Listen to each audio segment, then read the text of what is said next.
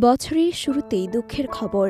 ক্যান্সারের সঙ্গে দীর্ঘ লড়াইয়ের পর বৃহস্পতিবার সকালে চিরবিদায় নিলেন টলিউডের গুণী পরিচালক অরুণ রায়।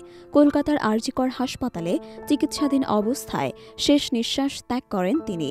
তার মৃত্যুর সংবাদে শোকস্তব্ধ টলিপাড়া। অভিনেতা দেব ও কিঞ্জল নন্দ তার শেষ সিনেমাগুলোর সঙ্গে জড়িত ছিলেন।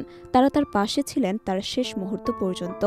অভিনেতা দেব ব্যক্তিগতভাবে আরজি কর হাসপাতালে গিয়ে পরিচালকের পাশে সময় কাটান, আর কিঞ্জল নন্দ সামাজিক মাধ্যমে পরিচালকের শারীরিক অবস্থার অবনতির খবর জানিয়ে তার জন্য প্রার্থনা করেছিলেন। 2023 সালে মুক্তিপ্রাপ্ত বাঘা যতীন ছিল অরুণ রায়ের শেষ পরিচালিত সিনেমা। শারীরিক অসুস্থতার মধ্যেও এই ছবির প্রচারে অংশ নিয়েছিলেন তিনি। তবে পরিচালক হিসেবে কাজের প্রতি তার যে আবেগ ছিল তা তাকে কখনো বিশ্রামে বসতে দেয়নি। অসুস্থতার মধ্যেও তিনি ক্যামেরার পেছনে থাকার আনন্দ খুঁজে নিতেন। এর আগে হীরালাল ছবির মাধ্যমে বড় পর্দায় কাজের সুযোগ পান কিঞ্জল নন্দ। ছবিটি সমালোচকদের প্রশংসা কুড়ায় এবং পরিচালকের দক্ষতার প্রমাণ রাখে। তবে শারীরিক অসুস্থতার কারণে তিনি পুরোপুরি সুস্থ হয়ে কাজে ফিরতে পারেননি। অরুণ রায়ের প্রয়াণে টলিউড হারালো এক প্রতিভাবান পরিচালকের মুখ। তার মৃত্যুতে শোক প্রকাশ করেছে তার সহশিল্পীরা ও অনুরাগীরা।